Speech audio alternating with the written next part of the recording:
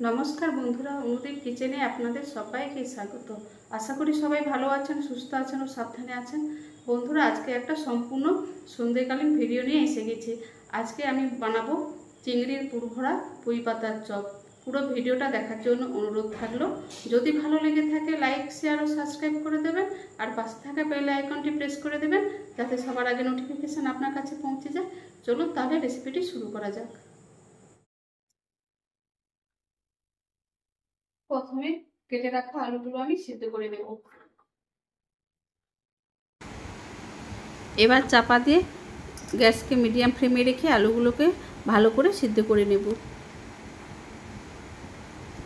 আলুগুলো খুব সুন্দরভাবে সিদ্ধ হয়ে গেছে। আলুগুলো ঢেলে নিচ্ছি। এবার চপের জন্য কিছু গোটা মশলা আমি ভেজে নেব। এখানে একটা ননস্টিকের কড়াই নিয়েছি, কড়া গরম করে নিয়েছি। এবার এর মধ্যে 3টে শুকনো লঙ্কা আর গোটা গরম মশলার মধ্যে আছে এলাচ, লবঙ্গ আর দারচিনি। ভালো করে প্রথমে ভেজে নিচ্ছি এগুলো। শুকনো লঙ্কা ও গোটা গরম মশলা কিছুটা ভেজে নিয়েছি। এবার এর মধ্যে গোটা মৌরি, গোটা ধনে আর গোটা জিরে একসঙ্গে দিয়ে দিচ্ছি। দিয়ে আবারও একসঙ্গে সব কিছু ভালো করে ভেজে নিচ্ছি। আর এই সময় গোটা মশলা ভাজার সময় গ্যাসকে আমি লো ফ্লেমে রেখেছি। এতে করে কিছুক্ষণ সময় ধরে ভাজলে ভালো। হাই ফ্লেমে থাকলে সঙ্গে সঙ্গে পুড়ে যাবে। মশলা ভালো করে ভেজে নিয়েছি, এবার আমি তুলে নিচ্ছি।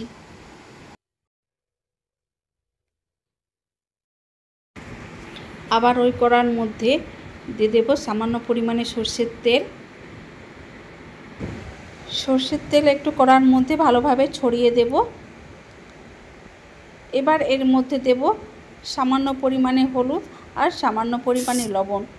আগে থেকে পরিষ্কার করে রাখা চিংড়ি মাছ আমি এর মধ্যে দিয়ে দেব।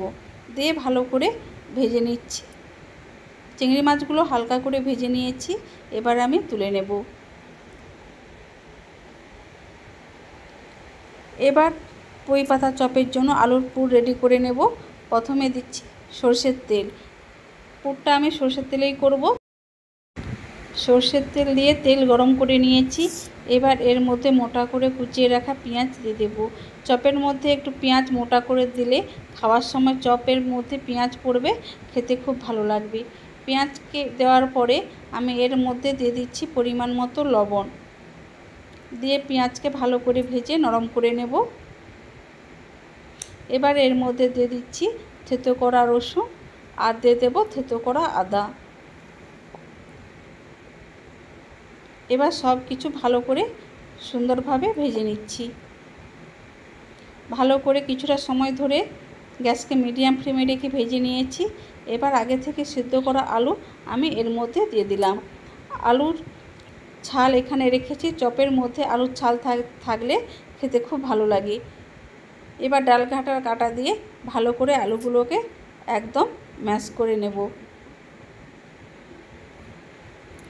ভালো করে আলুগুলোকে একদম সুন্দরভাবে মাখিয়ে নিয়েছি। এবার এর মধ্যে দেব পরিমাণ মতো হলুদ গুঁড়ো। দিয়ে হলুদগুলো আলুর সঙ্গে ভালো করে মিশিয়ে নেব। আর এই সময় দিয়ে দেব আগে থেকে ভেজে রাখা গুঁড়ো মশলা। আলুর সঙ্গে সব কিছু ভালো করে একদম মাখিয়ে নেব।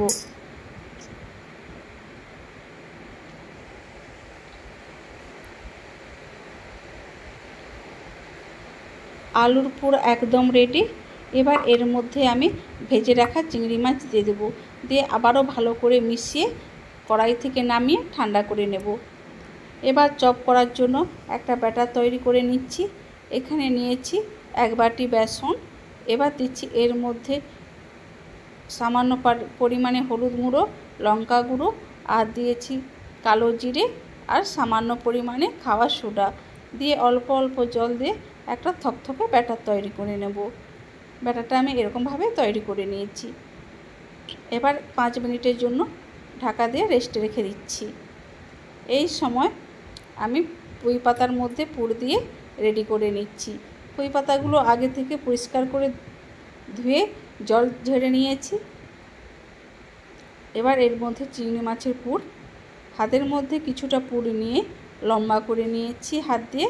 এবার এর পুঁই পাতার এক পাশে দিয়ে ভালো করে চেপে চেপে, দেখুন এইভাবে চেপে চেপে দিয়েছি।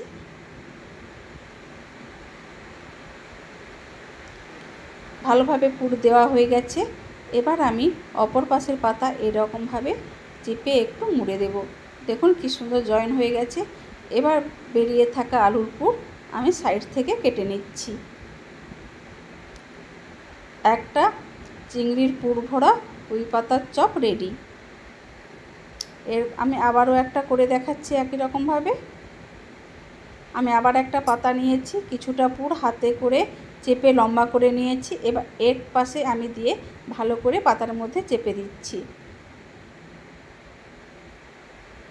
পুর পাতার মধ্যে ভর্তি করে দিলে হবে না, কিছুটা পাতা ফাঁকা রেখে দিতে হবে। আমি পুর ভালো করে দিয়ে এই রকম করে অপর পাশের পাতা চিপে চিপে দিচ্ছি।